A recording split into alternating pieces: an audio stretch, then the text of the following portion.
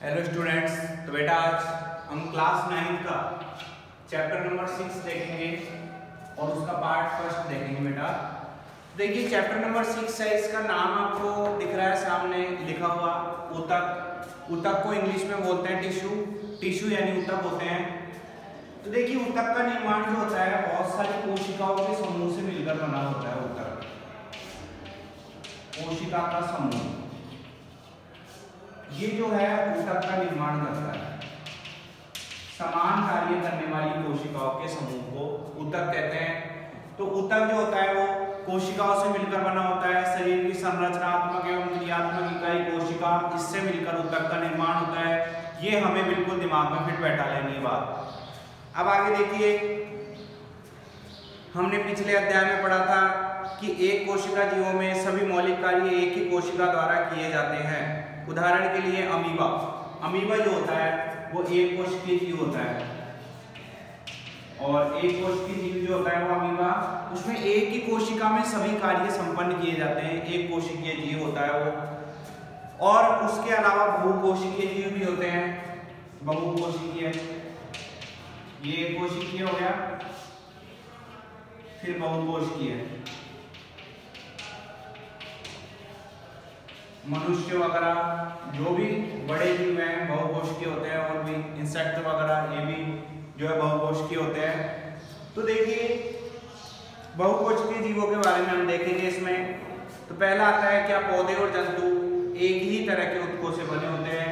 तो इसका उत्तर हमको देना है कि क्या पौधे और जंतु जो होते हैं वो एक ही तरह के ऊतकों से बने होते हैं। क्या पौधे व जंतु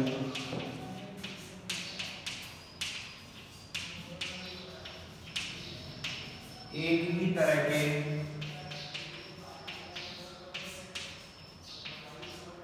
ऊतकों से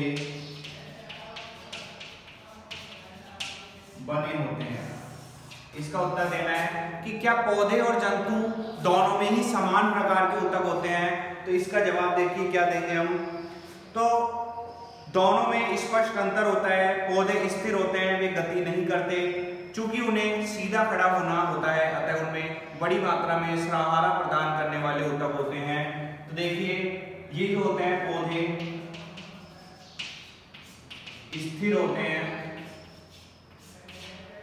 पौधे स्थिर होते हैं। तो स्थिर होते हैं कि इनको खड़ा रहना पड़ता है, इस प्रकार से खड़ा रहना पड़ता है इनको पौधों को। कुछ इस तरीके की स्ट्रक्चर होती है।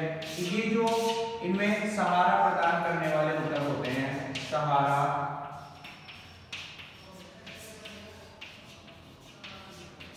प्रदान करने वाले ऊतक इसमें उपस्थित होते हैं। इसीलिए जो पौधा होता है वो बिल्कुल सीधा खड़ा होता है। तो देखिए ये सहारा प्रदान करने वाले ऊतक प्राय मृत कोशिकाओं के बने होते हैं। मृत कोशिकाओं के बने होते हैं ये सहारा प्रदान करने वाले। जो कोशिकाएं मृत हो जाती है उनसे इनका निर्माण होता है इन ऊतकों का। तो इसलिए सहारा प्रदान करने वाले जो ऊतक होते हैं ये मृत कोशिकाओं से बने हुए होते हैं। दूसरी ओर जंतु भोजन, साथी और आश्रय की खोज में इधर उधर विचरण करते हैं। ये पौधों की अपेक्षा ऊर्जा का अधिक उपभोग करते हैं। तो जंतुओं के अधिकांश ऊतक जीवित होते हैं। जंतु और पौधों के बीच उनकी वृद्धि के प्रतिरूप में एक और भिन्नता है। पौधों की वृद्धि कुछ क्षेत्रों में ही सीमित रहती है, जबकि जंतुओं में ऐसा नहीं होता। पौधे जो होते हैं उनकी वृद्धि कुछ ही क्षेत्रों में सीमित होती है कि भाई इतने में एक पौधा रहेगा तो इतने में ही रहता है। जबकि जंतु जो होते हैं, जंतुओं की वृद्धि जो होती है वो सीमित नहीं होती है। जंतुओं की वृद्धि सीमित नहीं होती है। तो देखिए जंतु और पौधों के बीच उनकी वृद्धि के प्रतिरूप में एक और भिन्नता है। पौधों की वृद्धि कुछ क्षेत्रों में ही सीमित रहती है, जबकि जंतुओं में ऐसा नहीं होता। पौधों के कुछ ऊतक जीवन भर विभाजित होते रहते हैं। भाई पौधों के जो ऊतक है, पौधों के ऊतक वो जीवन भर विभाजित होते हैं। जीवन भर विभाजित होते रहते हैं।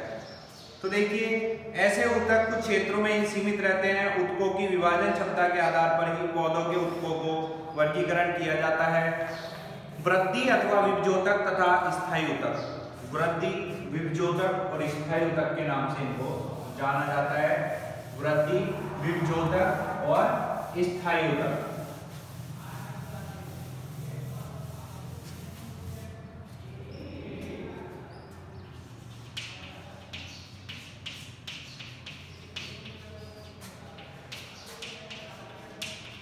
वृद्धि, विभजोतक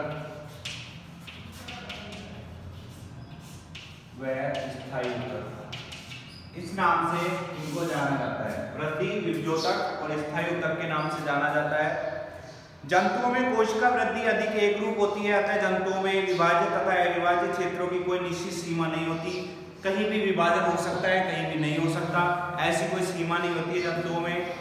तो देखिए अंगों और तंत्रों का संरचनात्मक संगठन जटिल पौधों की अपेक्षा जटिल जंतुओं में अधिक विशिष्ट तथा सीमित होता है। तो देखिए इसमें क्या बता रखा है, इसमें यही बता रखा है कि जो अंग वगैरह होते हैं, अंग और तंत्र, इनका संरचनात्मक संगठन जो होता है वो जटिल पौधों की अपेक्षा जटिल जंतुओं में अति विशिष्ट तथा सीमित होता है। तो जटिल पौधों में इतना नहीं होगा,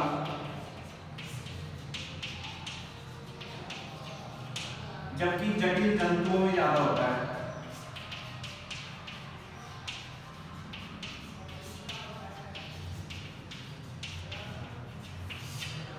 संरचनात्मक संगठन की बात कर रहे हैं।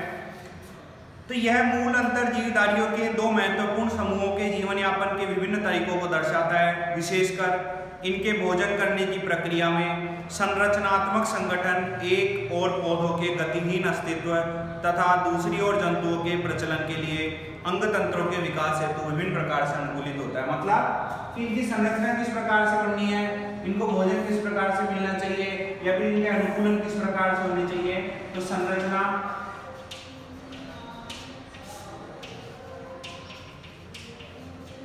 भोजन और अनुकूलन का भी निर्धारण करते हैं ऊतक प्राय। तो देखिए सबसे पहले हम देखेंगे दो प्रकार के ऊतक है, इसमें आएंगे अपने पादप और जंतु ऊतक। तो पहला हमारे पास में आता है पादप ऊतक। पहला आता है हमारे पास में पादप ऊतक।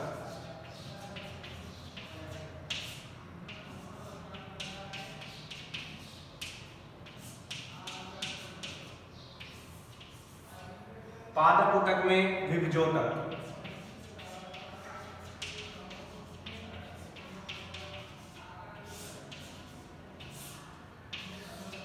विभजोतक देखिए, विभजोतक के लिए इसने क्रियाकलाप बताया आपकी किताब में।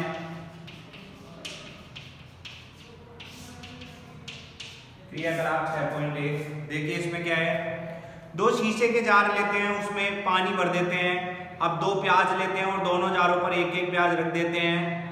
कुछ दिनों तक दोनों प्याजों की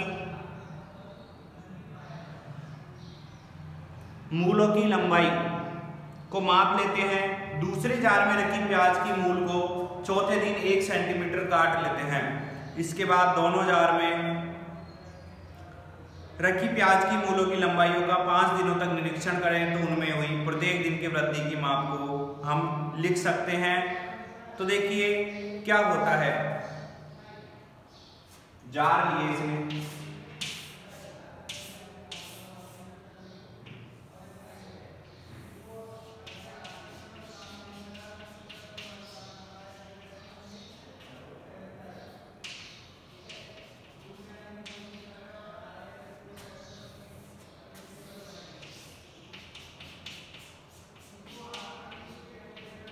ये प्याज रखी है।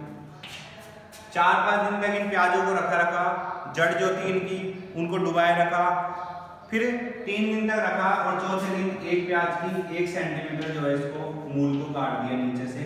तो ये कहता है कि फिर 4-5 दिन बाद अब जब आप दोनों को देखोगे तो इनकी मूलों की लंबाई को आप नोट करो कि 1 दिन में कितनी बढ़ती है, 2 दिन में कितनी बढ़ती है, 3 दिन में कितनी बढ़ती है और चौथे दिन और 5वें दिन कितनी बढ़ती है। तो देखिए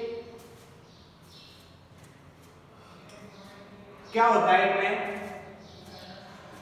कि जब हम जार 2 में रखी प्याज की मूल के ऊपरी हिस्से को काटते हैं तो वह वृद्धि करना बंद कर देती है। कि इसका जब आप ऊपरी हिस्सा काटते हो तो ये वृद्धि करना बंद कर देती है। वृद्धि क्यों कर देती है? देखिए कि पौधों में वृद्धि कुछ निश्चित क्षेत्रों में होती है। ऐसे विभाजित ऊतकों के उन भागों में पाए जाने के कारण होता है। विभाजित ऊतक होते हैं यहाँ, और जब आप इस विभाजित ऊतक को ही काट दोगे मूल में से तो मूल की लंबाई नहीं बढ़ेगी। तो ऐसे ऊतकों को विभजोतक भी कहा जाता है। जो विभाजित ऊतक होते हैं उनको विभजोतक कहा जाता है। मेरिस्टेमेटिक टिश्यू बोलते हैं इनको इंग्लिश में। तो ये विभजोतक किस भाग में स्थिर है? विभजोतक की उपस्थिति वाले क्षेत्रों के आधार पर इन्हें शीर्षस्थ, कैम्बियम तथा अंतर्विष्ट भागों में वर्गीकृत किया जाता है। शीर्षस्थ ऊपर का, पार्श्वीय और अंतर्विष्ट का मतलब बीच का और लास्ट का। विभजोतक के द्वारा तैयार नई कोशिकाएं प्रारंभ में विभजोतक की तरह होती है, लेकिन जैसे जैसे ही ये बढ़ती है और परिपक्व होती है तो इनके गुणों में धीरे धीरे परिवर्तन होता है और ये दूसरे ऊतकों के घटकों के रूप में विभाजित हो जाती है। मतलब प्रारंभ में जो होता है, प्रारंभ में विभजोतक की कोशिकाएं जो होती है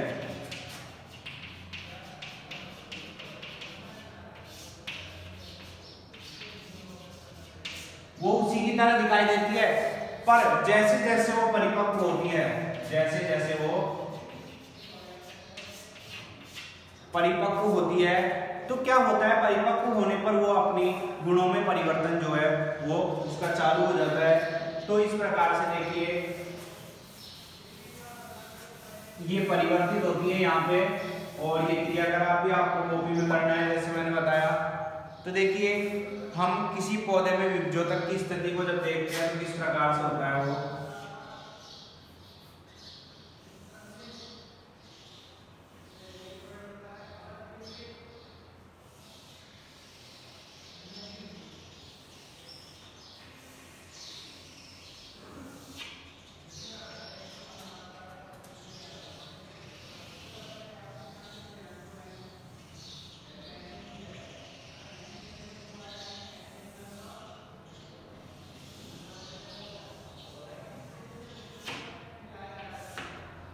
इस प्रकार से इसकी संरचना होती है कुछ।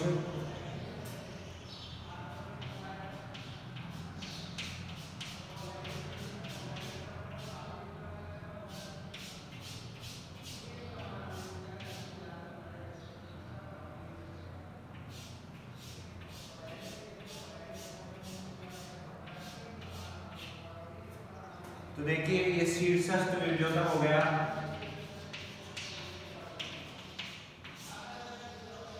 ये अंतर्विष्ट और पार्श्व।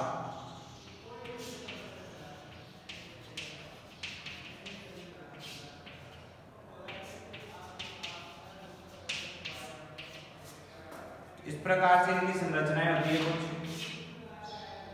ये हो गया विभजोतक की स्थिति की संरचना। तो ये भी आपको नोट्स में बनानी है, नोट्स में इसका काम करना है आपको। स्क्रीनशॉट ले लेना और बना लेना।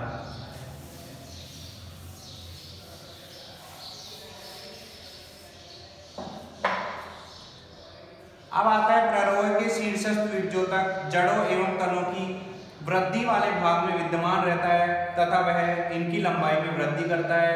तने की परिधि या मूल में वृद्धि पार्श्व विभजोतक के कारण होती है। अंतर्विष्ट विभजोतक कुछ पौधों में पार्श्व संधि के पास पाए जाते हैं। तो कहने का मतलब है तीनों ही प्रकार के विभजोतक हैं ये वृद्धि में सहायक होते हैं। विभजोतक की कोशिकाएं अत्यधिक क्रियाशील होती है, उनके पास बहुत अधिक कोशिका द्रव्य, पतली कोशिका भित्ति और स्पष्ट केंद्रक होते हैं। मतलब कोशिका द्रव्य भी अधिक होता है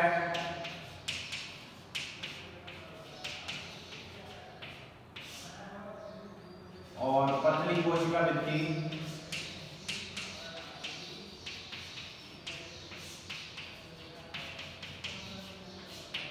और स्पष्ट केंद्रक।